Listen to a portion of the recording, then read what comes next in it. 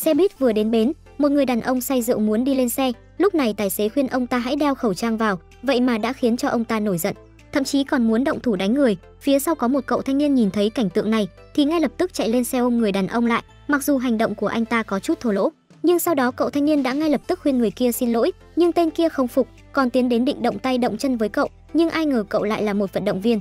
Lão già kia không những chẳng đụng được vào người cậu ấy được một cái, mà còn rất mất mặt, nhận thấy bản thân không phải đối thủ của cậu thanh niên. Tên kia cuối cùng đã cúp đuôi chạy mất. Sau đó cậu thanh niên bước lên xe buýt, mọi người trong xe lập tức vỗ tay tán thưởng, khiến trong lòng cậu bỗng trở nên vui vẻ. Tung tăng đi về nhà, nhưng khi vừa trở về, tâm trạng vui vẻ này cũng nhanh chóng biến mất. Vừa đẩy cửa ra cậu đã nhìn thấy mẹ mình đang gọi điện thoại, liên tục nói với người phía đầu dây bên kia rằng mình chắc chắn sẽ trả tiền vào tháng tới. Thấy vậy cậu cũng chỉ lặng lẽ đóng cửa lại rồi suy nghĩ nên làm thế nào mới có thể giải quyết được chuyện đang làm mẹ đau đầu. Phía bên này, với thân phận là thế hệ thứ hai của nhà tài phiệt, giám đốc Hong Min Boom có ý định mua lại một khách sạn.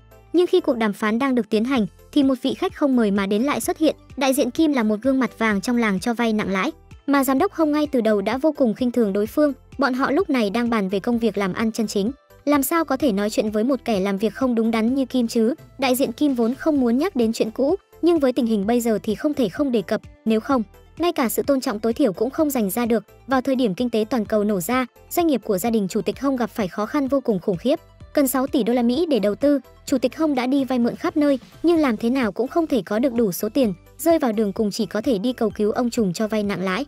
Mà ông trùm này là ai thì chắc bọn họ đều biết cả. Trong ngành công nghiệp cho vay nặng lãi này, ông ta là một sự tồn tại vô cùng thiêng liêng, chỉ cần một cú điện thoại thôi là có thể huy động một lượng vốn vô cùng lớn. Chính là chủ tịch Hong khi đó quỳ gối van xin nên ông trùm mới đồng ý cho vay. Tôi còn nhớ thời điểm đó chủ tịch Hong còn vô cùng vui mừng cảm ơn nữa cơ. Cái khác không nói, nhưng chỉ riêng vợ chồng nhà chủ tịch Hong bây giờ nhìn thấy mặt tôi đây đều phải nhún nhường 3 phần. Kỳ thật tôi nói những thứ này không phải là để khoe khoang điều gì, tôi chỉ muốn nhắc nhở mấy người ở đây, tiền sử dụng nên biết cái nào lợi cái nào hại, chứ đối với chúng tôi mọi thứ chỉ như một cái phẩy tay.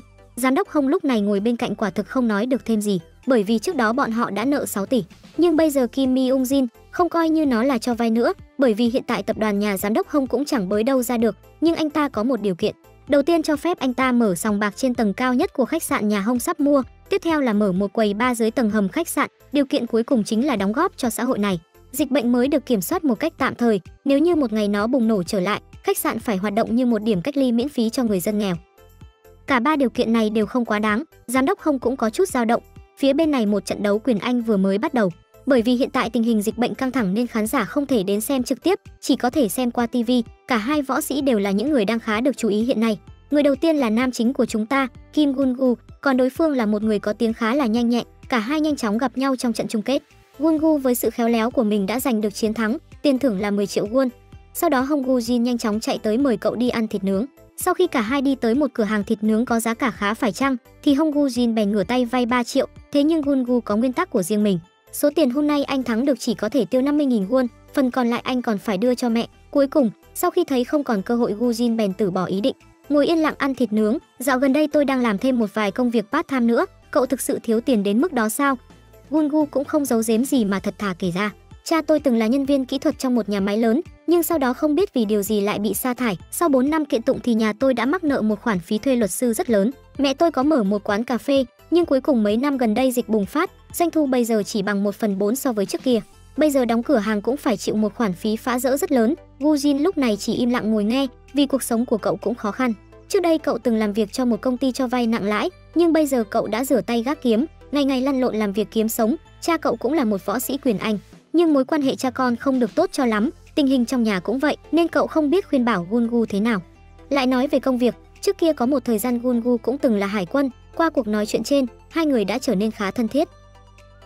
Trong khi đó, đại diện Kim đang sắp xếp công việc tiếp theo, mục tiêu lần này là những cửa hàng hoạt động có doanh thu kém, đến đó dụ dỗ họ vay tiền, nhưng kiếm tiền từ họ chỉ là một phần nhỏ, điều mấu chốt hắn muốn chính là đuổi tất cả họ đi, bởi vì sắp tới ông ta định đầu tư mở rộng khách sạn, và vị trí của nó là ở khu vực này, mà mẹ của Gun-gu không may trở thành mục tiêu. Bên này Gun-gu cũng đang muốn làm việc tốt, thấy một ông chú bị bám theo, cậu cũng đuổi theo muốn ra tay giúp đỡ, nhưng khi cậu chạy tới, đã thấy ông chú kia nằm trên mặt đất, mà người đã đánh ông chú còn chưa đi quá xa, nhìn thấy ông chú bị đánh ngất ra đất, Gun-gu lập tức đuổi theo người kia. Kết quả không cẩn thận rơi vào bẫy của đối phương, bị người kia dùng dùi cui điện đánh cho ngã lăn ra đất, cũng may người kia không phải là loại tiểu nhân bỉ ổi. mà chỉ là một cô gái có gương mặt khá xinh đẹp. Vừa nghe Gungu nói rằng muốn ra tay giúp đỡ ông chú, cô gái kia nhất thời thở dài một hơi, rồi khuyên cậu hãy tự lo cho bản thân mình. Hóa ra đây chỉ là một sự hiểu lầm, người xấu xa ở đây không phải cô gái kia, mà chính là ông chú. Cô gái tên là Hyunju, làm việc cho giám đốc Choi. Giám đốc Choi từng là một ông trùm trong ngành công nghiệp cho vay nặng lãi, thế mà bây giờ lại quy ẩn cho những người bị bệnh hiểm nghèo vay những khoản vay không lãi suất. Mà ông chú kia đã vay tiền nhưng lại không chịu trả lại, tìm mấy tên đồng bọn đi giả làm người lang thang, lấy đi chứng minh thư của những người lang thang thật, sau đó cầm nó đi vay nặng lãi. Chuyện này khiến cho Hyunju nhìn không nổi, liền ra tay giáo huấn một phen, nhân tiện cướp luôn đồng hồ của hắn ta để siết nợ. Chủ tịch Choi không muốn cô tiếp tục công việc nguy hiểm như vậy, quyết định tìm thêm một người tới giúp đỡ, yêu cầu cũng không phải là quá cao, nhân phẩm ok là được, biết đánh đấm một chút thì càng tốt, nếu có kinh nghiệm làm nghề này thì lại càng hoàn hảo hơn. Phía bên này các thủ tục liên quan đến khách sạn đều đã được hoàn tất. Đại diện Kim nhanh chóng đẩy nhanh kế hoạch giải phóng mặt bằng, và mẹ của Gungu là đối tượng thanh trừng đầu tiên. Người đàn ông này bước vào quán hỏi bà có muốn vay tiền không. Sau đó khuôn mặt bắt đầu chuyển sang một trạng thái đáng sợ, bà sợ hãi vội vàng gọi điện cho Gungu. Gungu cảm thấy có gì đó không đúng, ngay lập tức ba chân bốn cẳng chạy tới cửa hàng, nhưng vẫn là chậm một bước, cửa hàng nhà họ đều đã bị đập nát. Nhìn thấy mẹ đang bị lũ người kia bắt nạt, cậu nhanh chóng một địch 10 chiến đấu với lũ người kia, trong nháy mắt đều đã giải quyết được hết đám râu ria bên ngoài. Nhìn thấy sức chiến đấu của đối phương, đại diện Kim cũng bắt đầu có chút dè chừng. Nhưng đêm nay không chỉ có một đám râu ria kia, đại diện Kim còn mang theo tay đấm át chủ bài của mình đi cùng. Trước tiên chưa nói được gì, chiến một trận trước đi. Sau đó đại diện Kim ngồi xuống lặng lẽ xem kịch. Gungu là người tấn công trước, nhưng đối phương không hề né, còn để cậu đánh cho vài cái. Khả năng chống chọi này quả thực không hề tầm thường. Sau đó người đàn ông kia bắt đầu phản công, trong nháy mắt Gungu đã bị đánh bại nằm bệt ra đất. Cũng may, hôm nay đại diện Kim không hề có ý định giết người, anh ta đánh giá khá cao những người trẻ tuổi nhưng dũng cảm, rồi hy vọng Gungu sẽ về làm việc dưới trướng của mình. Thế nhưng, Gungu lại đáp lại lời đại diện bằng một ngụm nước bọt đầy máu, khiến cho đại diện Kim cảm thấy vô cùng mất mặt. Anh ta lấy ra một con dao nhỏ, rạch một đường trên mặt của Gungu, đây cũng như là một bài học mà anh ta dành cho cậu. Sau khi đại diện Kim và người của anh ta rời đi, mẹ của Gungu vội vàng đưa con trai vào bệnh viện, cũng may vết thương không quá nặng, chỉ cần băng bó đơn giản là có thể về nhà.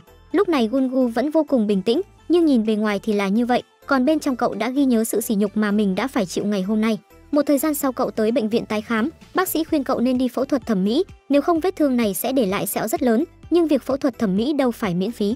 Giờ trong nhà cậu vẫn còn một đống nợ chưa trả được, không thể nào có dư tiền đem đi phẫu thuật thẩm mỹ được. Gu Jin khuyên Gungu nên đi báo cảnh sát để xử lý chuyện này, không thể nào cứ chịu đựng như vậy rồi cho qua được. Nhưng bên đại diện Kim đã cảnh cáo cậu không được phép đi báo cảnh sát, nếu không mẹ cậu sẽ gặp nguy hiểm với thế lực hiện tại của đối phương.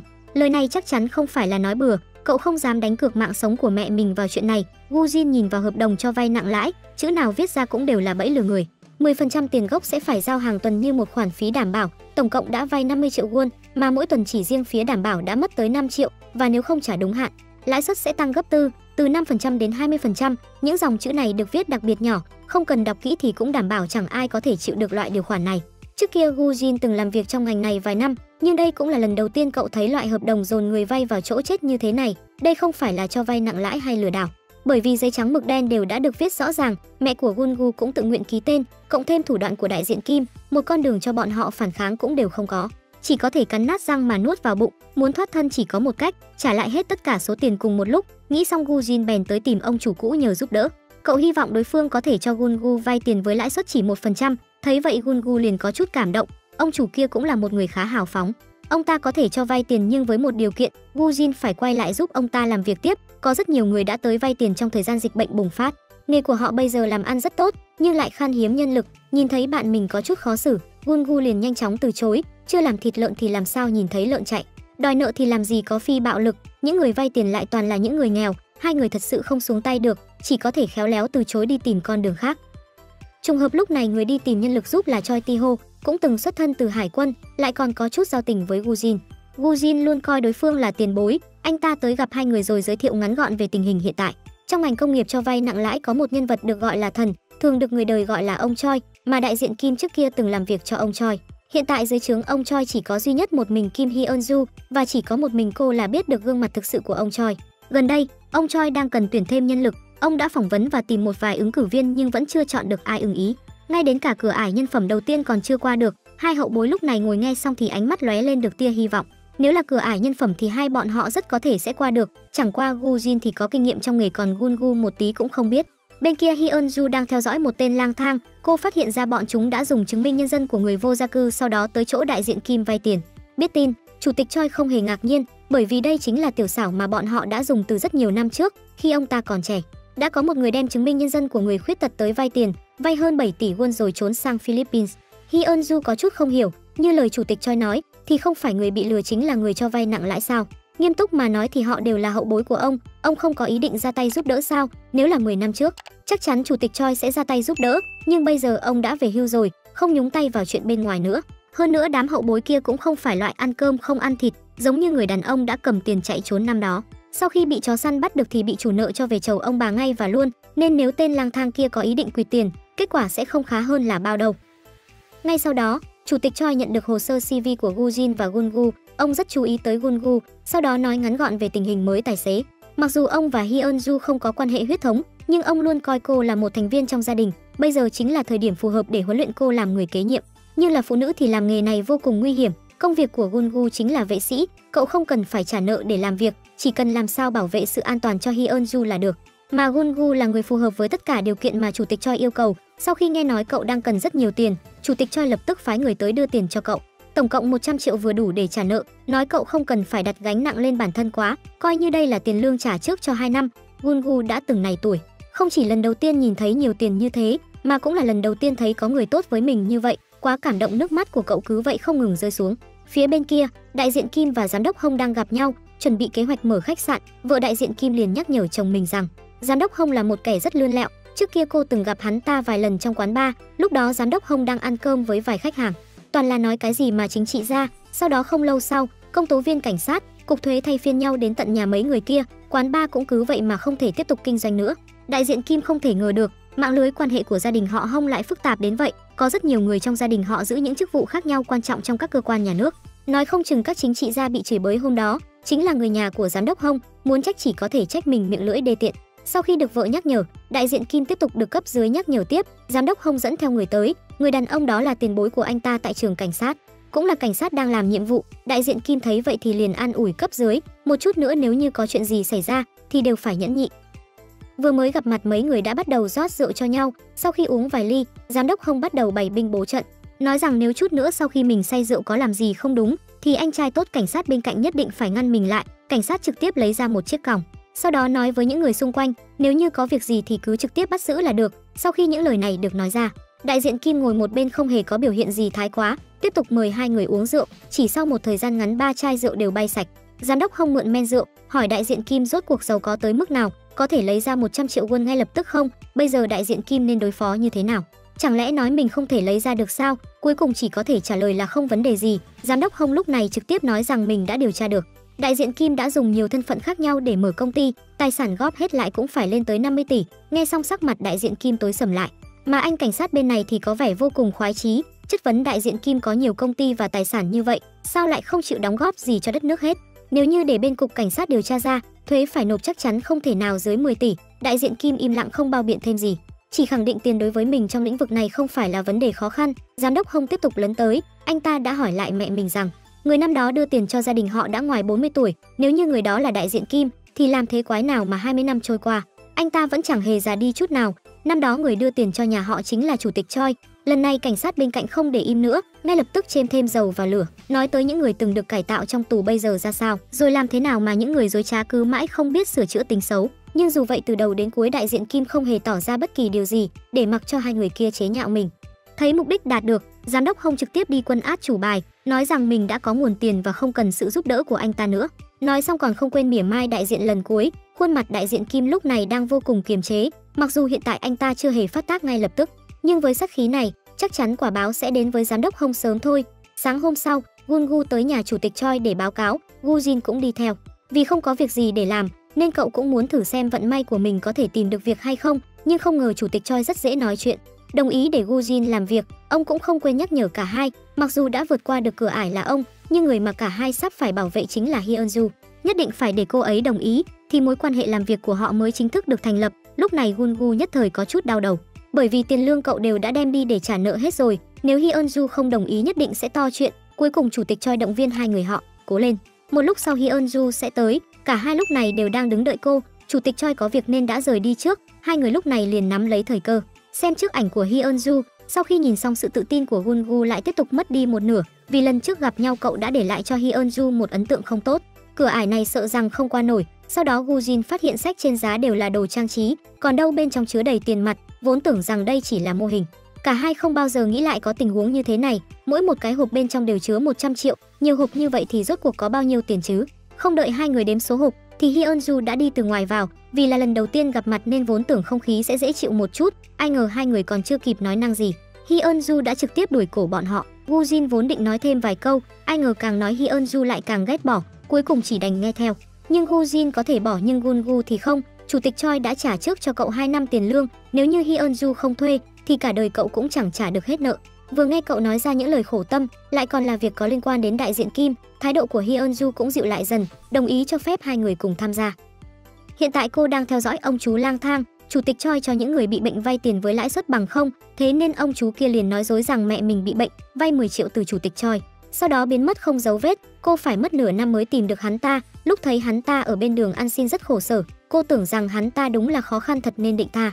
Ai ngờ sau khi trời tối, hắn ta đã đi cướp chứng minh nhân dân của những người lang thang, rồi mang đi vay nặng lãi. Nhiệm vụ của ngày hôm nay là quan sát nhóm bọn chúng, để xem những tên đó cướp bao nhiêu chứng minh nhân dân mỗi đêm. Không có chuyện gì xảy ra thì không được phép can thiệp, nếu không nó sẽ ảnh hưởng đến kế hoạch tiếp theo. Cả hai nhanh chóng bắt đầu làm việc, im lặng đi theo phía sau ông chú kia. Lúc bọn chúng hành động, cả hai đều ở xa nhìn, nhưng tên kia vừa nói 2 câu đã dùng vũ lực, đang yên đang lành ra tay đánh người. Gungu thật sự không chịu nổi nữa, lập tức xông lên ngăn cản, đáng lẽ đuổi người đi là được, nhưng mấy ông chú kia ra tay quá tàn độc, khiến cho cụ ông lang thang chảy máu rất nhiều, nếu không gọi xe cứu thương thì e rằng sẽ xảy ra án mạng. Giữa cứu người và công việc, hai người không chút do dự lựa chọn cứu người. Hyunju mặc dù rất tức giận, nhưng sau khi bình tĩnh lại và suy nghĩ cẩn thận thì cách hai người làm cũng không có vấn đề gì. Nếu muốn bắt một kẻ xấu thì trước tiên hãy là một người tốt, sự khác biệt giữa người tốt và kẻ xấu chính là như vậy.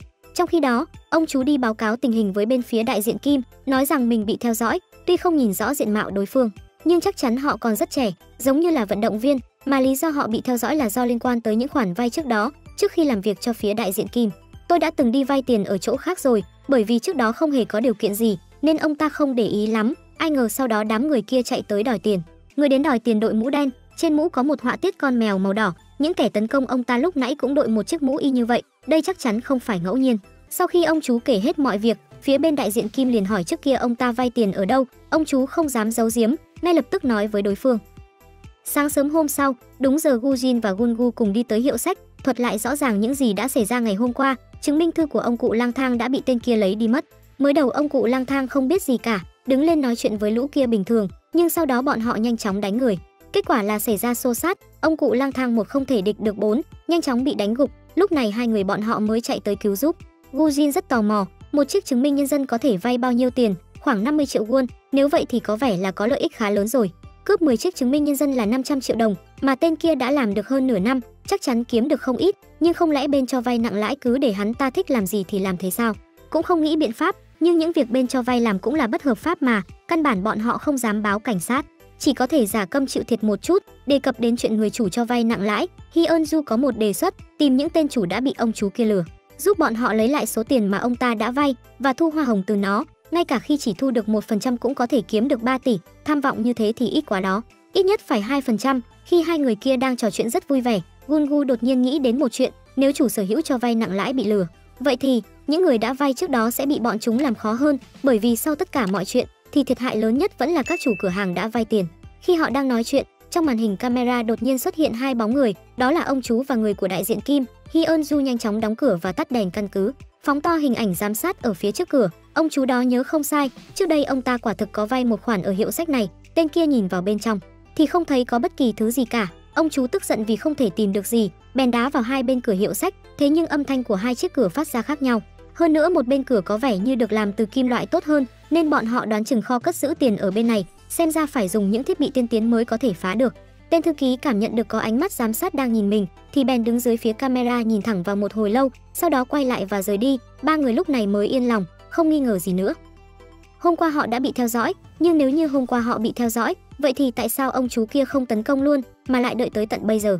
Vẫn còn một vấn đề khác nữa, rõ ràng hôm qua ông chú đã thấy rõ thể hình của Gujin và Gungu, nếu như hôm nay tới để tấn công bọn họ thì phải mang theo nhiều người đến mới đúng, không thể nào chỉ có 2 người. Nói vậy thì có lẽ bọn họ không hề nắm được tình huống bên này.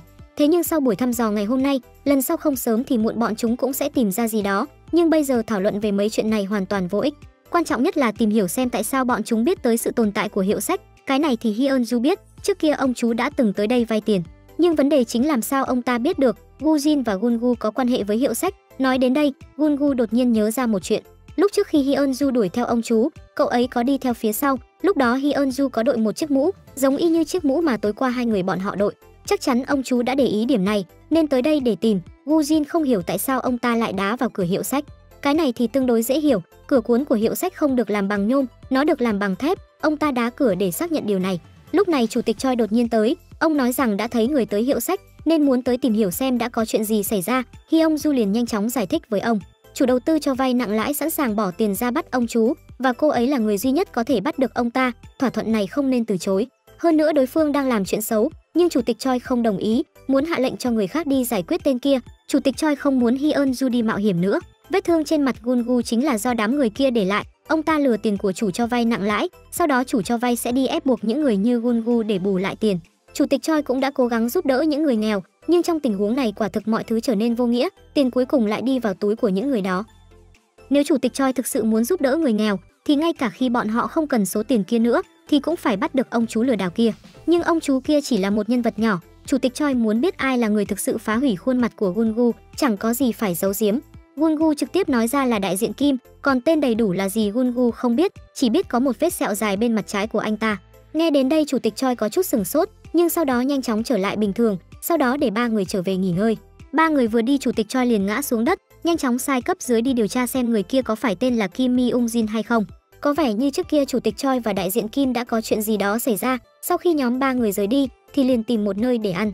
Gujin tò mò hỏi về mối quan hệ của Hyunju và chủ tịch Choi. Hyunju liền tâm sự, tuy rằng không chung huyết thống nhưng họ thật sự là một gia đình. Hyunju bị ung thư tủy sống khi mới 8 tuổi, đến 10 tuổi thì bệnh tình chuyển biến tốt một chút, nhưng cha cô lại qua đời, sau đó cô lưu lạc tới trại trẻ mồ côi.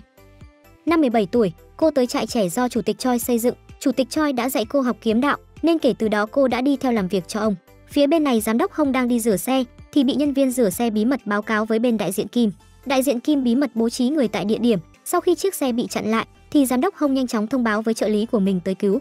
Trợ lý vội vàng chạy tới nơi thì thấy tại tiệm rửa xe đã có một đám người rất đông, sau đó bọn họ vây đánh giám đốc Hong một trận vô cùng đau. Trợ lý của Kim Mi-ung-jin vô cùng quá đáng, lấy máy ra quay lại cảnh giám đốc Hong bị đánh. Giám đốc Hong bày tỏ ý không muốn thì liền bị đám người kia đánh lăn ra đất, sau đó đổ rất nhiều xăng vào miệng cậu ta. Bọn họ cởi sạch đồ của giám đốc Hong rồi quay video lại như chiến tích, gửi tin nhắn báo cáo tới cho đại diện Kim. Nhìn thấy tên kia thảm hại như vậy, đại diện Kim tâm trạng rất phấn khích. Bên này bên phía chủ tịch Choi cũng đã tra ra, đúng là Kim Mi-ung-jin người mà họ biết. Sau khi biết tin, ký ức của chủ tịch Choi nhớ lại khoảng thời gian nhiều năm về trước, khi đó ông mở một công ty, nhưng vì lý do cá nhân công ty sẽ đóng cửa vào cuối tháng. Ông cũng hứa rằng mình sẽ không đối xử tệ với nhân viên cũ, cam kết trả thêm 1 năm tiền lương cho họ. Đại diện Kim cũng là một trong những nhân viên đó. Nhìn vào kết sắt trong văn phòng của chủ tịch Choi, hắn ta liền nổi sát tâm. Đêm đó hắn ta cùng với tên võ sĩ mang theo một chùm chìa khóa đột nhập vào văn phòng. Ngay sau khi nhận được tin tức, chủ tịch Choi đã đến công ty cố gắng hết sức xử lý hai người kia, không ngờ đại diện Kim lại ra tay sau lưng. Thừa dịp chủ tịch Choi không để ý mà đâm ông 2 nhát, hai người cứ vậy vật lộn với nhau, và vết sẹo trên mặt đại diện Kim chính là do chủ tịch Choi làm. Lúc này tên võ sĩ bất tỉnh đột nhiên tỉnh lại, nhìn thấy đại diện Kim đang bị thương, liền vô cùng căm hận chủ tịch Choi, đem ông ném từ trên lầu cao xuống dưới. Sau đó bọn chúng lấy tiền từ trong kết sắt đi, rồi còn thiêu rụi cả công ty. Trước khi đi họ còn nhìn thoáng qua cửa sổ, nhưng lại không thấy chủ tịch Choi ngã từ trên lầu lúc nãy đâu nữa. Nhưng giờ đây đại diện của Kim không để ý nhiều nữa, cầm bật lửa trong tay đốt cả văn phòng. Công ty bị lửa thiêu rụi. Giọng nói của ông Gu cắt ngang ký ức của chủ tịch Choi. Hóa ra là Hyunju tới tìm ông, cô muốn biết rốt cuộc ông đang nghĩ gì. Nhưng mọi thứ đã được ông tính toán xong xuôi rồi, họ sẽ không nhúng tay vào chuyện của ông chú kia nữa. Hiệu sách cũng phải được di chuyển tới nơi khác. Ông đã già và quá mệt mỏi, không còn sức lực cũng không có dũng khí liều mạng với đám người kia nữa. Trong thời gian còn lại, ông chủ muốn truyền lại cho Hyunju một chút kiến thức của mình, sau đó dành những năm cuối đời hưởng thụ tuổi già. Mặc dù không biết vì sao chủ tịch Choi lại như vậy, nhưng Hyunju vẫn đồng ý với ông ấy. Trong khi đó đại diện Kim đi đến bến tàu, mở một trong các thùng container ở đó ra. Gần đây giá trị của đồng tiền bắt đầu bị biến đổi, nhưng giá của vàng thì chắc chắn vẫn sẽ tăng. Hắn ta đã bí mật đổi tiền mặt ra thành vàng, đúc vàng thật tan chảy, rồi đem trộn với những loại vàng kém giá khác. Tiền từ đó cũng tự động mà được rửa. Điểm này hắn học theo chủ tịch Choi. Thành thật mà nói, hắn ta tới tận bây giờ vẫn thấy hối tiếc, không phải vì chuyện đã ăn cắp tiền của chủ tịch Choi, mà là hối hận vì không trộm được số tiền mà chủ tịch Choi đã giấu đi. Một miếng vàng trước mắt trị giá 500 triệu, nếu công việc kinh doanh của họ có vấn đề ở Hàn Quốc thì họ sẽ mang theo số tiền này chạy tới Việt Nam. Hắn đã cài người vào bên trong chính phủ Việt Nam. Số vàng này đủ để cho hai người họ sống cuộc sống như một vị vua ở Việt Nam. Phía bên kia nhóm 3 người đến nhà dì ăn tối, không ngờ nhà dì bị đập phá. Nguyên nhân cũng là do bọn cho vay nặng lãi, chắc chắn là kiệt tác của ông chú. Gungu không nuốt nổi cục tức này, thật sự không đành lòng khoanh tay đứng nhìn thêm nữa. Cậu định chạy đi bắt ông chú. Tuy rằng chủ tịch Choi đã dặn không cho họ nhúng tay vào chuyện liên quan đến ông chú nữa, nhưng Hyunju cũng không phải là một đứa trẻ vâng lời. Cuối cùng cô quyết định hành động cùng Gujin và Gungu, bọn họ sẽ khiến cho lũ người kia trả giá đắt, nói làm là làm. Đêm đó 3 người bắt tay vào hành động, đi đến hang ổ của ông chú, nhưng tên kia cũng không phải kẻ đần độn, khi xe của họ vừa xuất hiện hắn ta liền phát hiện ra, sau đó hắn liên hệ ngay với bên đại diện Kim, để bên kia giúp mình nghĩ cách. Bọn họ quyết định 2 tiếng nữa sẽ ra tay phản công. Thời gian vừa tới, ông chú dẫn theo người bắt đầu kế hoạch. 3 người lái xe theo sát phía sau, đến ga tàu điện ngầm. Gujin và Gungu chịu trách nhiệm xuống xe theo dõi, còn Hyunju phụ trách tiếp ứng. Nhưng điều mà cả ba không ngờ tới chính là ông chú đã chơi chiêu dụ rắn ra khỏi hang. Thấy một đám người cầm theo gậy gộc đi về phía ga tàu điện ngầm, Hyunju lập tức gọi điện cho chủ tịch Choi cầu cứu. Trong ga tàu điện ngầm, lúc này Gujin và Gungu đã bị bọn chúng bao vây, xem ra bây giờ chỉ có thể liều chết một phen. Trợ lý của đại diện Kim đến sau, vừa nhìn thấy Gungu, hắn lập tức quay người chạy mất, sau đó bảo cấp dưới tìm nơi ở của mẹ Gungu. Cuộc chiến bắt đầu, đối phương ỷ đông người thế mạnh, dù Gungu và Gujin đều là những võ sĩ lành nghề, cũng rất nhanh bị đánh ngã ra đất. Lúc này Hyunju chạy tới hỗ trợ. Sau khi giải quyết xong đám người này, 3 người vội vã rời khỏi hiện trường. Bên phía Gungu hiện giờ đã an toàn, nhưng mẹ cậu thì không may mắn như vậy. Ông chú dẫn người lẻn vào nhà cậu, khiến cho mẹ cậu ngất xỉu.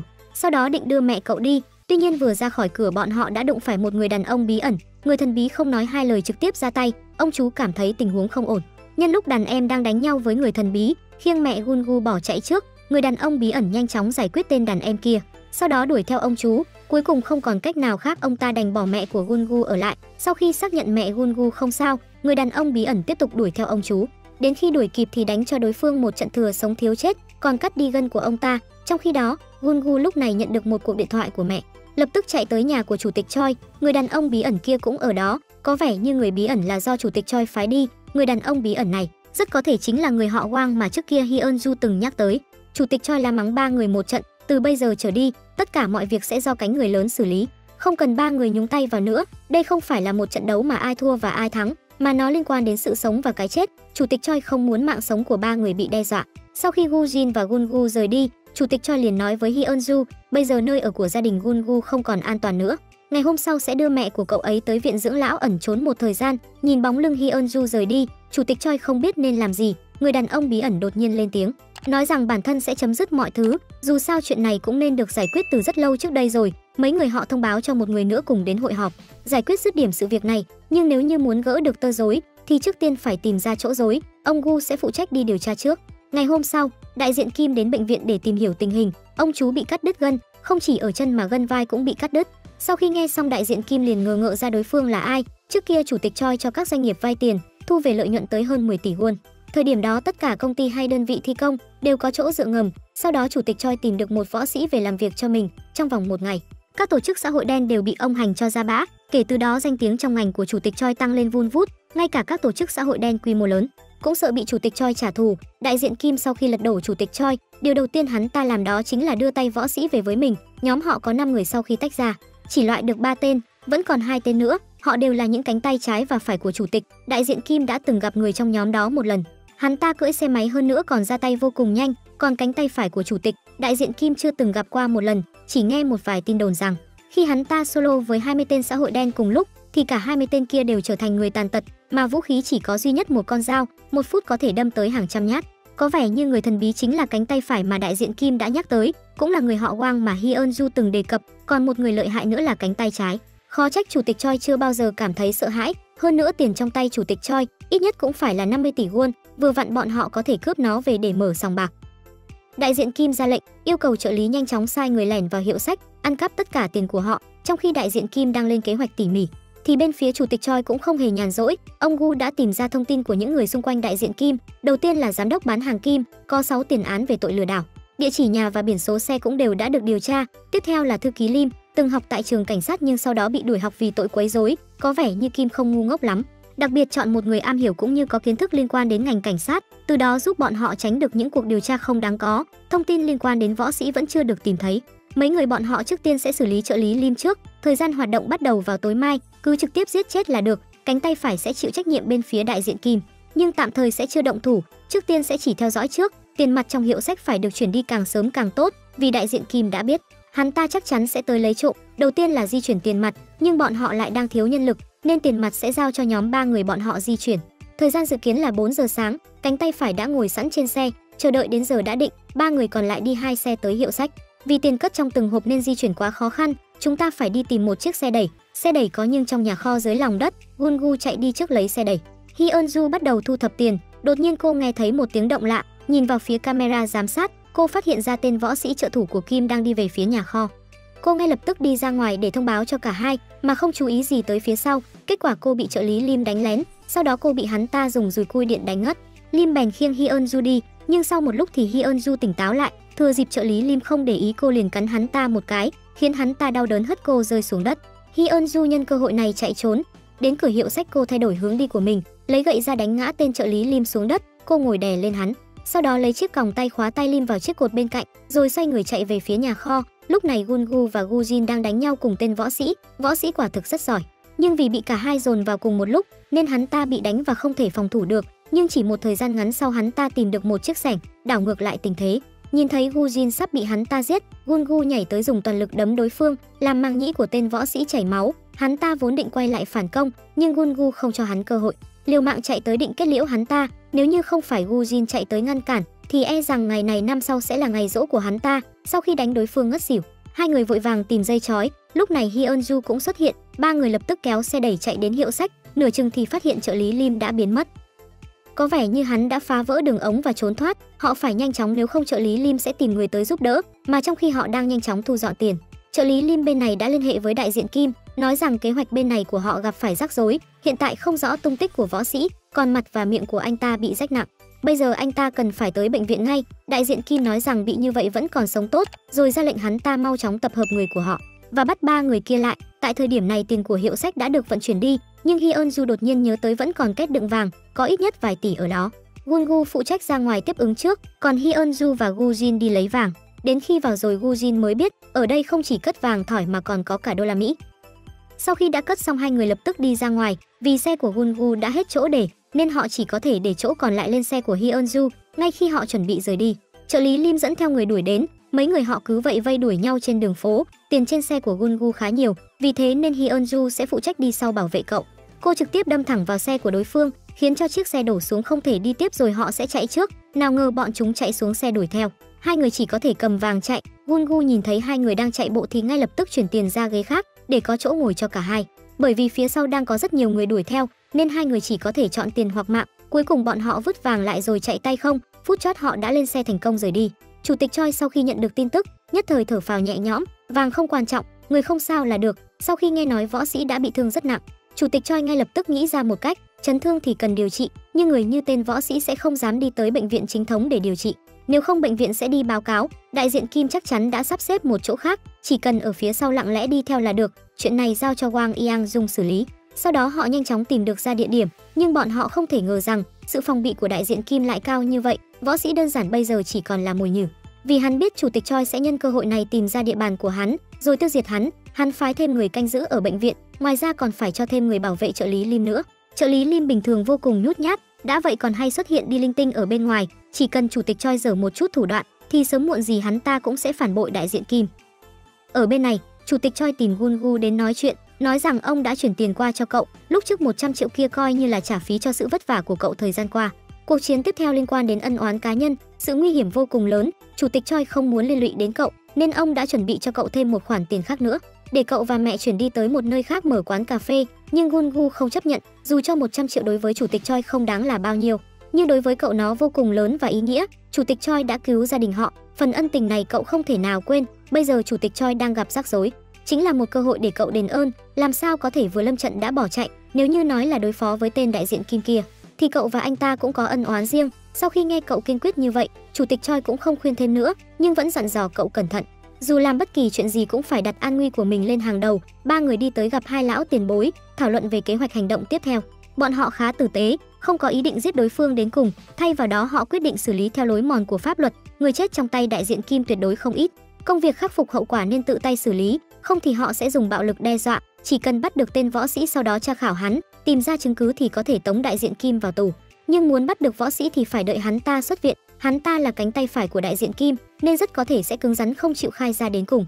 Thay vào đó nên chuyển mục tiêu qua cánh tay trái. Hắn ta là người dễ dàng phản bội hơn. Sau đi đã giải thích rõ ràng kế hoạch, họ đã mở ra một khóa đào tạo đặc biệt trước khi hành động. Hyun-ju đi theo Lee So-jung để tìm xe máy, còn hai người thì đi theo Wang Giang-jung, nắm vững các kỹ năng dùng dao và làm thế nào để từ đao pháp phán đoán thực lực của đối phương. Màn đêm buông xuống, Wang Giang-jung cùng hai người đi tới bệnh viện. So-jung và Hyun-ju bên này cũng bắt đầu hành động, thấy mục tiêu đã xuất hiện. So-jung nhanh chóng đi xe máy dùng dao cứa vào cổ trợ lý Lim, đàn em trốn xung quanh cũng nhanh chóng xuất hiện để giải cứu hắn ta. So-jung còn chưa kịp chạy thoát, đã bị đám người kia phục trước đánh lén. Hyun-ju nhanh chóng đi tới hỗ trợ, cũng may người mai phục không quá đông, nhưng vì có quá ít người nên đã khiến cho So-jung nhất thời buông lỏng cảnh giác, cho rằng đó chỉ là vệ sĩ bên cạnh trợ lý Lim mà thôi. Cánh tay phải nhận được tin nhắn, đưa Gujin và Gungu vào bệnh viện, vừa đến cửa thang máy đã nhìn thấy trợ lý Lim đi vào trong. Nếu không bắt được tên võ sĩ thì bắt tên này cũng được. Ba người lập tức leo lên cầu thang, lấy dùi cui điện khống chế rồi mang hắn ta đi. Kế tiếp theo chính là bức cung. Vốn dĩ họ không định cho Hyun-ju tham gia, kết quả là chủ tịch Choi gọi điện thoại đến, nói nhất định phải để cô chứng kiến. Hai vị lão tiền bối xuống tay rất độc ác. Hyun-ju lần đầu tiên nhìn thấy cảnh này nhất thời cảm thấy buồn nôn. Cô không hiểu tại sao chủ tịch Choi lại để mình xem, chẳng lẽ là vì để rèn luyện tinh thần hay sao?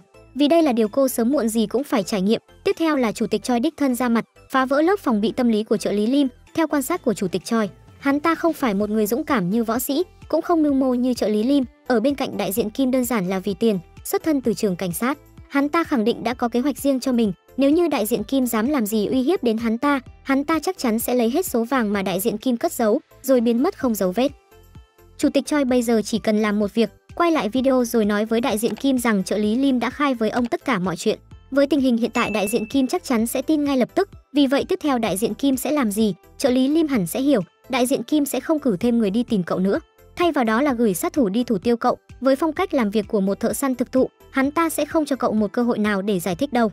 Hơn nữa đại diện Kim cũng sẽ chẳng quan tâm cậu sẽ giải thích như thế nào, vì một khi niềm tin đã mất thì xử lý đối phương là cách tốt nhất. Từng câu từng chữ của chủ tịch Choi khiến cho trợ lý Lim nhất thời mất đi năng lực phán đoán, tưởng rằng chủ tịch Choi giúp mình thông suốt, ngoài ra còn hứa sẽ mở ra cho hắn một con đường sống. Chỉ cần nói ra tất cả những gì mà hắn biết thì sau đó chủ tịch Choi sẽ cho hắn rất nhiều tiền, rồi tìm một nơi an toàn cho hắn trốn, đảm bảo nửa đời sau hắn ta sẽ không cần lo bất kỳ điều gì. Đây chính là kết cục tốt nhất cho Lim rồi. Dù sao việc rời khỏi giới này cũng nằm trong kế hoạch của Lim, chỉ là bây giờ kế hoạch diễn ra sớm hơn một chút, hơn nữa cách này còn an toàn hơn. Trợ lý Lim sau đó đã nói ra toàn bộ thông tin mình biết. Đại diện Kim muốn đầu tư khách sạn cùng giám đốc Hồng, nhưng lại bị đối phương khinh miệt, tức tối hắn ta phái người đi lột sạch đồ của giám đốc Hồng, rồi còn quay video khiếm nhã lại để đe dọa. Đây cũng là thủ đoạn quen thuộc của đại diện Kim, giống như cách mà chủ tịch Choi từng làm 20 năm trước. Có một chiếc két sắt an toàn trong phòng ngủ của đại diện Kim, phải dùng vân tay của đại diện Kim để mở ra, hoặc là được điều khiển mở từ xa từ điện thoại di động của hắn. Nếu như bị phát hiện hắn ta sẽ kích hoạt đốt cháy mọi thứ có bên trong, mà bên trong có rất nhiều video được cất giữ. Ngoài ra đại diện Kim vẫn còn rất nhiều kẻ lợi hại bảo vệ, ngoại trừ những người mà họ biết thì vẫn còn một tên đồ tể nguy hiểm nữa, bởi vì trước đây hắn ta không may giết người trong một trận đấu quyền Anh nên đã được đại diện Kim thu nhận. Bình thường khi đi đối phó với các hộ gia đình cứng đầu thì tên đồ tể sẽ là người giải quyết. Chủ tịch Choi vẫn còn một câu hỏi, đại diện Kim đã cất giấu toàn bộ vàng thỏi ở đâu, nhưng chuyện đó trợ lý Lim không được phép biết, chỉ có võ sĩ là người duy nhất biết thôi. Hắn ta không biết mối quan hệ của hai người họ là gì, chỉ biết hai người đó quen nhau trong tù, giao tình vô cùng tốt, và võ sĩ là người duy nhất mà đại diện Kim tin tưởng. Mà tên đồ tể kia vô cùng lợi hại, xử lý các hộ gia đình rất chuyên nghiệp, chỉ trong vài ngày là xong hết. Nếu như ai quá cứng đầu hắn sẽ trực tiếp nghiền nát, rồi đem cho cốt vãi xuống biển. Lần này bọn họ cần phải tìm ra tên kia, nhưng mà đến một cọng lông cũng không tìm thấy. Thật ra việc chủ tịch Choi ghét đại diện Kim không đơn giản chỉ là ân oán cá nhân. Năm đó khi ông cho cha Hyun-ju mượn tiền, đã cam kết là không lấy lãi suất, thời gian trả nợ có thể được kéo dài vô thời hạn. Nhưng sau đó không hiểu sao cha của Hyun-ju lại tự sát. Ông cảm thấy vô cùng kỳ lạ, cha Hyun-ju một ngày làm thêm tận hơn 3 công việc, vì con gái mà liều cả mạng sống. Vì không hiểu rốt cuộc chuyện gì xảy ra, chủ tịch Choi bèn sắp xếp người điều tra, thì biết được cha Hyun-ju tự tử vì không có đủ tiền trả nợ, mà kết quả điều tra cũng chỉ ra đại diện Kim cho người lén tới nhà Hyun-ju đòi nợ, đã vậy còn xử lý bằng bạo lực, ép người sống phải chết. Đại diện Kim là người do một tay ông bồi dưỡng, nên những người đã chết thảm dưới tay hắn ta. Chủ tịch Choi có một phần trách nhiệm, lần này khai chiến cùng đại diện Kim, không chỉ để làm sạch cái ngành cho vay nặng lãi này, mà còn muốn báo thù cho những người đã khuất. Ở phía bên kia, đại diện Kim bắt giám đốc Hông làm con tin, để anh trai cảnh sát lợi dụng chức vụ kiểm tra thông tin của chiếc xe máy đã đâm trợ lý Lim. Cảnh sát nhanh chóng giải quyết vụ việc, đại diện Kim nhận được tin nhắn, mang theo một đám người đi tới nơi được chỉ định. Hai chiếc xe máy kia đều ở đây, có nghĩa là thông tin của cảnh sát là đúng, mặc dù không có ai trong phòng nhưng lại có một bức ảnh cưới bên trái. Sau đó họ lục tung căn phòng lên, từ những dấu vết còn sót lại tìm được hai thông tin vô cùng quan trọng. Chủ tịch Choi là người đứng sau, còn trợ lý Lim đã bị bắt cóc tra hỏi. Hắn ta đã suy tính tới điều tồi tệ nhất, chính là trợ lý Lim sẽ khai báo tất cả, hắn ta chắc chắn không thể giữ lại được nữa. Phải xử lý bọn họ càng sớm càng tốt. Lúc này thủ hạ tìm được bản sao chứng minh nhân dân của So Dung, trên đó có ghi địa chỉ, đại diện Kim lập tức dẫn người tới địa chỉ. Trước khi vào hắn yêu cầu thủ hạ của mình, nếu như cần thiết thì hãy sử dụng vũ lực nhưng nhất định không được giết người. Có một tiếng gõ cửa đã đánh thức vợ của So Dung. Đêm qua So Dung đã uống một chút rượu, nên lúc này anh ấy đang ngủ rất say. Người vợ vì không muốn đánh thức chồng mình nên đã tự mình đứng dậy ra cửa xem, cô lại còn mang thai nữa. Quả thực là khó nhằn rồi đây, cũng may người vợ khá cảnh giác, thay vì trực tiếp mở cửa cô lại hỏi người bên ngoài là ai, đối phương tự xưng là hàng xóm ở tầng dưới. Trần nhà của hắn bị rò rỉ nghiêm trọng nên mới lên đây muốn xem một chút. Người vợ liếc nhìn qua lỗ nhỏ trên cửa thì thấy có một người đang đeo khẩu trang. Điều này cũng khá dễ hiểu vì hiện tại dịch bệnh đang bùng phát. Sau một thời gian do dự thì người vợ dự định sẽ mở cửa. Những kẻ ở bên ngoài đã sẵn sàng vào vị trí. May thay lúc này So Dung tỉnh dậy ngăn vợ mở cửa, anh nhìn qua tình hình bên ngoài ngay lập tức nhận ra đối phương là ai, sau đó anh lại mở cửa phòng ngủ. Mặc dù hiện tại không có ai dưới đó nhưng cũng không thể nhảy xuống, vì bụng của vợ anh đã rất lớn rồi, mà anh cũng không thể bỏ trốn một mình, chắc chắn đám người kia sẽ không tha cho vợ anh.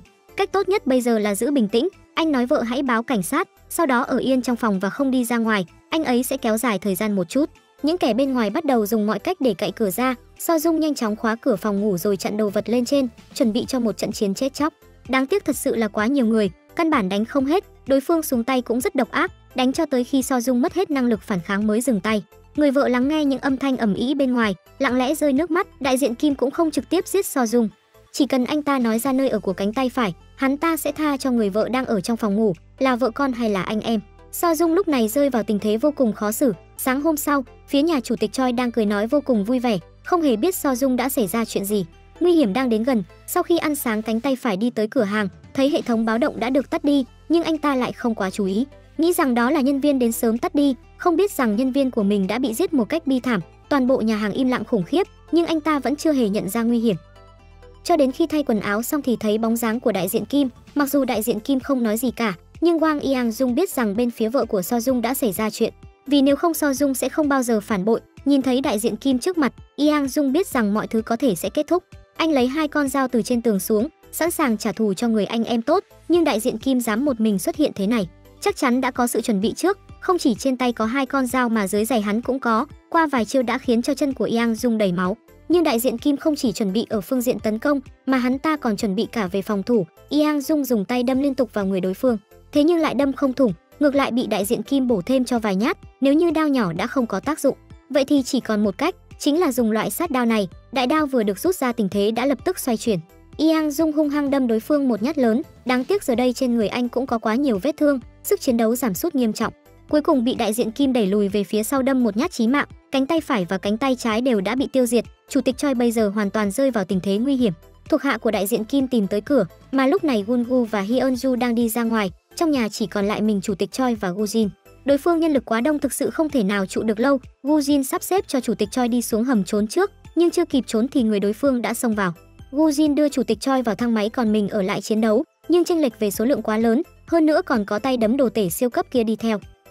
Chủ tịch Choi ở bên dưới cũng chuẩn bị lấy khẩu súng lục ra khỏi kết sắt, sau đó thêm từng viên đạn vào trong. Đồ tể cùng Gujin solo ở phía trên, vừa dùng tay lại vừa dùng vũ khí, khiến cho Gujin hoàn toàn mất hết sức chiến đấu. Võ sĩ đi xuống dưới tìm chủ tịch Choi, mặc dù đạn trong súng có hạn, nhưng không ai muốn tiến lên để chịu chết, vẫn là không nên quá hao tổn nhân lực. Võ sĩ kéo một tên khác ra để chắn đạn cho mình, thành công tiếp cận chủ tịch Choi. Lần này không còn là đùa nữa, võ sĩ ra tay không hề khách khí, làm cho chủ tịch Choi hoàn toàn liệt nửa người. Sau khi trận chiến kết thúc, đại diện Kim tiến lên nhìn chủ tịch Choi đang nằm trên đất, trong lòng có một loại hưng phấn khó hiểu. Thành thật mà nói, tôi rất biết ơn ông, dù sao ông cũng là người đã dạy cho tôi biết cách làm thế nào để sinh tồn trong cái thế giới này. Nhưng cảm kích thì cảm kích, chết vẫn phải chết. Trong kết sắt là tiền tiết kiệm nhiều năm của chủ tịch Choi, mà bây giờ chúng đều thuộc về đại diện Kim. Ngay sau đó Gungu và Hyunju trở về nhà, nhìn ngôi nhà bốc khói, họ biết chắc chắn có chuyện không hay đã xảy ra. Hai người bất chấp nguy hiểm xông vào đám cháy.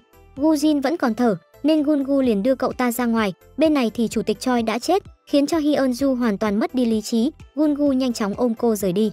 Cả hai đưa Gujin tới bệnh viện. May sao quá trình phẫu thuật diễn ra tốt đẹp, Gujin đã nhặt được cái mạng về. Hyunju bây giờ hoàn toàn chìm đắm trong sự tuyệt vọng. Sau khi yên tĩnh lại, cô quyết định rời đi mà không nói lời từ biệt. Ngay sau đó, Gungu xuất hiện trong một căn nhà nhỏ ven biển. Hai người ngày đêm tập thể dục, chỉ vì để báo thù cho chủ tịch Choi và các anh em. Nhìn hai người như vậy, ông Gu cảm thấy vừa mừng vừa lo, chỉ dám khuyên ngăn hai người. Bây giờ chủ tịch Choi đã chết, Wang Giang Dung và Lee So Dung cũng không còn. Hai người mà quay lại nơi kia thì chắc chắn sẽ chết, nhưng cả hai người không đồng tình, tự tin rằng mình có thể đánh bại đại diện Kim. Chủ tịch Choi trước đó đã nói, chỉ cần tập hợp những người bị đại diện Kim hãm hại, chắc chắn có thể đánh bại hắn ta. Bây giờ họ đã khác trước, vết thương của Gujin cũng khỏi, đối phó với đại diện Kim không còn là vấn đề bất khả thi nữa. Tuy nhiên, điều đó ông Gu quả thực vẫn là không đồng ý cách làm của hai người họ. Khi ông đến nghĩa trang thăm chủ tịch Choi, ông nhận được lá thư của Hyunju, cô ấy đã ra nước ngoài. Cái chết của chủ tịch Choi khiến cô quá đau đớn, nếu ở Hàn Quốc cô sẽ luôn nhớ đến ngày hôm đó, cô không thể nào chịu đựng nổi, nói cô ích kỷ nhát gan cũng được. Cô ấy không quan tâm, cô sẽ ở nơi đất khách quê người mãi mãi nhớ về chủ tịch Choi mà thôi. Đọc bức thư của Hyunju, ông Gu hình như hiểu ra điều gì đó, nên không còn ngăn cản Gujin và Gungu nữa. Ông đưa số tiền cuối cùng còn lại của chủ tịch Choi cho hai người, hãy để hai người làm những gì họ muốn làm. Nơi ở ông cũng đã sắp xếp cho họ, còn dặn dò hai người nhất định phải chú ý an toàn. Cứ như vậy Gujin và Gungu bắt đầu báo thù. Đầu tiên họ đi tới nơi ở. Nơi ở là nhà của cháu gái ông Gu. Hai người thấy vậy thì có chút hơi ngại ngùng. Sau khi cháu gái rời đi, hai người nhanh chóng rửa mặt, rồi bắt đầu xây dựng kế hoạch tác chiến.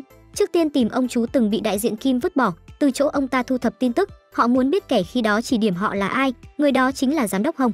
Nhưng giám đốc Hồng là người thừa kế của tập đoàn, còn họ chỉ là những người dân bình thường, làm sao có thể dễ dàng tìm gặp được hắn ta.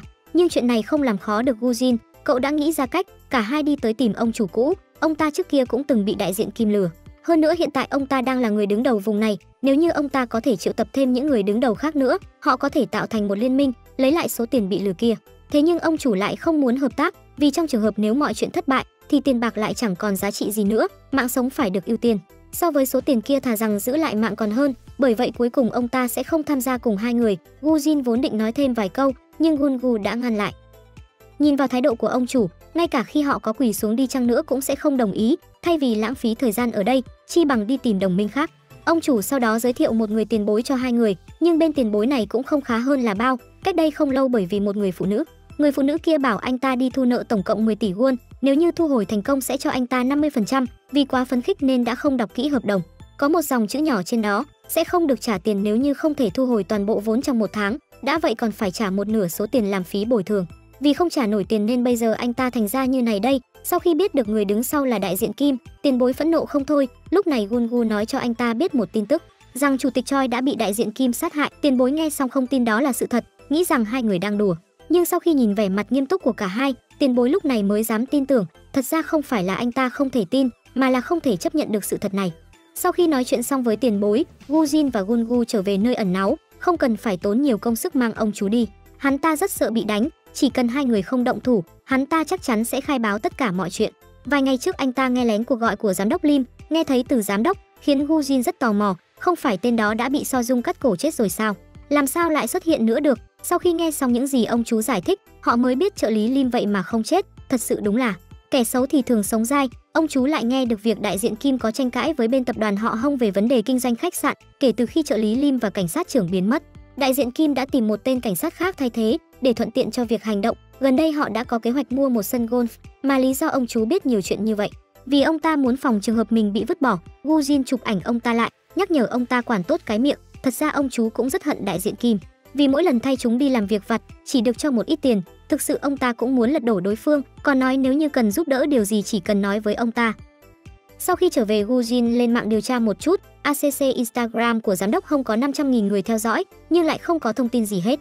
Thật sự có bới nát cái ACC ra cũng không tìm được thêm tí thông tin nào, họ lại tốn công rồi. Trong khi đó đại diện Kim và giám đốc Hông gặp nhau. Vì giám đốc Hông bị đại diện Kim quay lại video nên bây giờ không thể không nghe lời anh ta. Lần này họ gặp nhau là vì giám đốc Hông muốn nói với đại diện Kim, nhưng việc làm ăn trong nhà của anh ta không phải chuyện mà đại diện Kim có thể quyết định. Chưa kịp nói xong, đại diện Kim đã ra tay đánh anh một trận.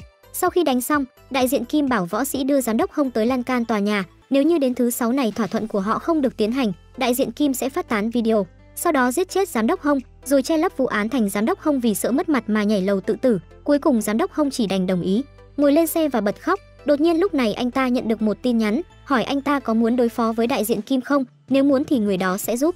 Và họ cũng biết vị trí mà giám đốc Hông đang bị giữ, chỉ cần nói đến đây thôi giám đốc Hông có chết cũng muốn đi gặp đối phương một lần. Họ hẹn tới quán bar, mà lần này cũng giống như những lần trước, giám đốc Hông để anh trai cảnh sát ra mặt, còn anh trai cảnh sát vẫn như cũ, gọi tới vài chai rượu vang ngoại ra rồi mới bắt đầu nói chuyện. Vốn định dùng rượu thăm dò Gujin và Gungu, không ngờ rằng tử lượng của cả hai quá tốt, cuối cùng người say lại là họ. Sau đó Gujin và Gungu đưa họ về nhà, nhân tiện cùng nhau thảo luận kế hoạch một chút. Anh trai cảnh sát gọi một cao thủ dùng máy tính tới, thâm nhập vào điện thoại của đại diện Kim, rồi phá hủy mọi thứ từ bên trong. Thời gian họ thực hiện sẽ là thứ 6, và người dẫn dắt chính là giám đốc Hông. Xem ra uống nhiều rượu cũng không phải xấu, ít nhất bây giờ có một con đường sống. Anh trai cảnh sát nhanh chóng tìm người đến giúp đỡ, mấy người giới thiệu ngắn gọn, sau đó ngay lập tức lên kế hoạch. Đầu tiên là xóa video của giám đốc Hông, có hai cách để xóa. Đầu tiên là sử dụng mạng không dây, nhưng làm như thế nào? Lắp đặt bộ gây nhiễu sóng trong phòng hội nghị khi thỏa thuận bàn giao, làm cho đại diện Kim không thể sử dụng mạng di động, cuối cùng chỉ còn cách sử dụng mạng wifi của họ. Miễn là đại diện Kim kết nối vào mạng wifi thì cao thủ có thể thâm nhập vào bên trong điện thoại của anh ta, sau đó làm bất kỳ điều gì mình muốn. Cách thứ hai chính là vì dịch bệnh nên khi vào tòa nhà phải quét mã QR cá nhân, vì vậy họ có thể treo mã QR đặc biệt ở lối vào, yêu cầu đại diện Kim quét điện thoại di động. Miễn là đại diện Kim có quét mã, cao thủ có thể lẻn vào bên trong điện thoại di động của anh ta, để đề phòng cả hai phương pháp nên được thực hiện cùng một lúc. Và những gì mà giám đốc Hông phải làm chính là để cho đại diện Kim sử dụng mạng không dây càng lâu càng tốt, cao thủ cũng cần thời gian để tập hợp dữ liệu. Nếu may mắn, các bằng chứng phạm tội cũng như đồng lõa của hắn ta cũng có thể được tìm ra, để sau này không còn bị đại diện Kim uy hiếp nữa. Giám đốc Hông chỉ có thể kiên trì. Rất nhanh ngày thứ 6 đã tới, đại diện Kim xuất hiện ở tòa nhà tập đoàn như đã hẹn, hắn ta không nghi ngờ gì hết, trực tiếp quét mã QR, cao thủ nhanh chóng truy cập vào trong, nhưng điều kỳ lạ là không có gì trong điện thoại di động cả, đó còn chưa kể đến ứng dụng phá hủy kết sắt mà Gujin đã nhắc tới. Nhưng tin tức họ có được từ miệng của trợ lý Lim lúc đó, dựa trên tình hình anh ta không thể nào nói dối được, rốt cuộc là đã có chuyện gì xảy ra. Chỉ có một khả năng, đại diện Kim mang theo hai điện thoại di động, các sĩ quan cảnh sát cải trang thành nhân viên an ninh đã liếc nhìn qua. Và đúng là như vậy thật, khi vào cửa đại diện Kim sử dụng điện thoại quét mã màu đen, còn bây giờ ngồi trong phòng hội nghị, hắn ta lại sử dụng điện thoại di động có màu bạc. May mắn thay họ đã chuẩn bị hai kế hoạch, miễn là điện thoại màu bạc được kết nối với wifi thì họ cũng có thể phá hủy được kết sắt. Giám đốc Hông không chịu được nữa nhanh chóng rời khỏi phòng họp, chạy đến phòng giám sát để tìm hiểu tình hình. Sau khi biết đại diện Kim có tới 2 chiếc điện thoại, giám đốc Hông lại càng thêm sốt ruột. Bây giờ họ bắt đầu đàm phán rồi, nếu như không lấy được video thì mọi chuyện coi như vô ích. Gujin có một cách. Lúc trước trợ lý Lim có dùng điện thoại di động để quay video sau đó được gửi tới cho đại diện Kim. Giám đốc Hông có thể nắm lấy thời cơ trước khi thỏa thuận được ký kết, rồi yêu cầu xóa video. Nói thì đơn giản như vậy nhưng giám đốc Hông không dám làm, bị đại diện Kim đe dọa trong một thời gian dài như vậy. Bây giờ chỉ cần nhìn thấy đại diện Kim, anh ta đã sợ tới run cả tay, đó là chưa kể đến việc bây giờ phải yêu cầu đại diện Kim xóa video. Anh trai cảnh sát liền cổ vũ, tin chắc rằng giám đốc Hông có thể làm điều đó. Nếu như có gì đó không ổn anh ta chắc chắn sẽ xông vào đầu tiên. Ngay cả khi mọi chuyện trở nên phức tạp hơn, anh trai nhất định cũng sẽ huy động toàn bộ lực lượng của gia đình để bảo vệ, có sự đảm bảo của anh trai. Giám đốc Hông cuối cùng lấy hết dũng khí quay lại phòng họp một lần nữa, dựa theo cách mà Gujin đã dạy, trực tiếp yêu cầu đại diện Kim xóa video, hơn nữa còn nói mình muốn tự tay xóa. Đại diện Kim lúc đầu không đồng ý, nhưng giám đốc Hông quả quyết, nếu như đại diện Kim không để anh ta tự tay làm điều đó, vậy thì anh ta cũng không ký kết hợp đồng nữa. Anh thật sự nghĩ rằng gia đình tôi sẽ để yên cho anh bắt nạt tôi mãi như vậy sao? Tôi nói cho anh biết, tôi tự giải quyết việc này vì cảm thấy nếu người nhà biết sẽ mất mặt. Nếu anh không để tôi tự tay xóa video đi, vậy thì tôi sẽ đem chuyện này nói với mọi người. Giám đốc Hông còn không quên nhắc nhở đại diện Kim, dì anh là giám đốc cục tình báo, miễn là anh ta gọi một cuộc thì ngày mai sẽ có người tới công ty đại diện Kim làm việc. Mối đe dọa quá lớn trước mặt, đại diện Kim chỉ có thể đưa điện thoại di động cho đối phương. Giám đốc Hông ngay lập tức kết nối wifi, cao thủ bên kia bắt đầu hành động, nhanh chóng tìm thấy video, bắt đầu chế độ tiêu hủy hoàn toàn. Sau đó tìm kiếm thêm bằng chứng khác để tống đại diện Kim vào tù. Gujin và Gungu lúc này vô cùng phấn khích, cuối cùng cũng giải quyết được con quỷ đại diện Kim này. Trên đường trở về, hai người đột nhiên nhớ ra trước kia chủ tịch Choi từng hỏi trợ lý Lim nơi cất giấu vàng thỏi. Theo những gì trợ lý Lim nói, ngoại trừ đại diện Kim thì chỉ có tên võ sĩ mới biết được chỗ cất giấu. Dựa trên tình hình hiện tại, nếu cảnh sát không bắt được đại diện Kim chắc chắn sẽ chạy tới nơi cất giữ vàng, mà hai người tuyệt đối sẽ không để việc này xảy ra, chuẩn bị kế hoạch đuổi theo đại diện Kim. Vào buổi tối, đại diện Kim vừa trở về nhà, ngửi thấy có mùi gì đó kỳ lạ, nhanh chóng chạy tới mở kết sắt ra thì phát hiện điện thoại di động và video gốc đã bị đốt cháy. Đại diện Kim vô cùng tức giận, gọi một cuộc điện thoại nói sẽ gửi cho đối phương một số điện thoại, rồi nhờ người kia tìm giúp vị trí của ông Gu. Đối phương không phải là người khác, chính là tay chân của đại diện Kim trong sở cảnh sát. Hơn nữa còn ở cùng một tổ với anh trai cảnh sát. Anh trai cảnh sát lúc này không nghi ngờ gì cả, nói với tên kia việc mình đã tìm được bằng chứng bắt giữ Lim. Tên này nhanh chóng báo tin cho đại diện Kim, đại diện Kim nhanh chóng hiểu rằng không chỉ có anh trai cảnh sát tham gia vào vụ việc này. Nói với tên kia mau chóng tìm những người cùng giúp sức, tìm được một người trả 100 triệu, rồi mau chóng tìm ra nơi ở của ông Gu, chậm nhất là sáng mai phải tra ra vị trí cụ thể. Quả thực người tính không bằng trời tính, ổ cứng đúng là chỉ có một, nhưng trước đó hắn ta đã cẩn thận sao lưu thêm video vào máy tính. Nói chung là video vẫn còn, hắn ta trước giờ luôn là người cẩn thận như vậy, sợ giám đốc Hông sẽ sai người tra thuế của công ty. Người vợ liền có một ý tưởng, nói với giám đốc Hông rằng video họ vẫn còn trong tay, làm cho đối phương sợ hãi không dám làm gì. Sáng hôm sau, đại diện Kim nhận được thông tin chi tiết về địa chỉ nhà ông Gu, lập tức phân bố người đi tìm. Cùng lúc đó Gu Jin và Gun Gu cũng có được thông tin của võ sĩ. Khi đang xem thì họ nhận được một bức ảnh gửi tới, cháu gái giật điện thoại đi và nhìn thoáng qua, thấy ông mình đang nửa sống nửa chết. Ngay sau đó đối phương gọi điện thoại đến, hẹn họ gặp nhau trong 1 tiếng nữa, nếu không đến hoặc báo cảnh sát thì hãy chuẩn bị lo hậu sự cho ông Gu đi. Cháu gái không dám trì hoãn một khắc nào, lấy vũ khí bí mật của riêng mình ra ngay lập tức, không nghĩ tới cô nàng này tại là xạ thủ, hơn nữa còn rất lợi hại. Trước khi xuất phát, Gun Gu đem mọi chuyện báo cho phía tiền bối cho vay nặng lãi. Ông Gu trước kia vô cùng chiếu cố tiền bối, hiện tại khi gặp khó khăn tiền bối cũng không thể khoanh tay đứng nhìn nữa. Nhanh chóng cắt đi lớp thạch cao trên tay đi cùng bọn họ. Cháu gái cũng chuẩn bị dụng cụ chạy tới điểm tập hợp, 4 người chia làm 2 đường, tiền bối đưa cháu gái đi lên phía trên. Để phát huy tối đa tầm nhìn ngắm bắn, Gu Jin và Gun Gu tấn công vào trung lộ, hai người không nói nhiều gặp là đánh, khiến cho võ sĩ và tên đồ tể rất ngạc nhiên. Mới một thời gian không gặp, sức chiến đấu của cả hai lại tăng lên một cách kinh ngạc như vậy, hai người càng đánh càng dũng mãnh, cùng với sự gia nhập của cháu gái, chiếm ưu thế tuyệt đối. Tên đồ tể thấy vậy thì liền đi xử lý cháu gái, nhưng tiền bối có mặt ở đây cũng không phải để làm bù nhìn, lập tức tiến lên chống lại tên kia, để cho cô cháu gái có đủ thời gian bắn tiếp. Cùng lúc đó võ sĩ hung ác tiến về phía Gun Gu, lần này Gun Gu cũng không nương tay với hắn nữa, đấm một cú hạ gục hắn ta, đánh cho hắn ta hoàn toàn không thể phòng thủ nổi. Nhìn bên này không còn áp lực gì nữa, Gu Jin nhanh chóng đi giúp đỡ tiền bối, thuận tiện báo thù cũ. Cháu gái sử dụng cung tên vô cùng thành thạo, bọn họ bây giờ hoàn toàn không biết nên đối phó thế nào. Võ sĩ bên kia muốn dùng vũ khí để chơi bẩn, nhưng không thể đánh bại Gun Gu.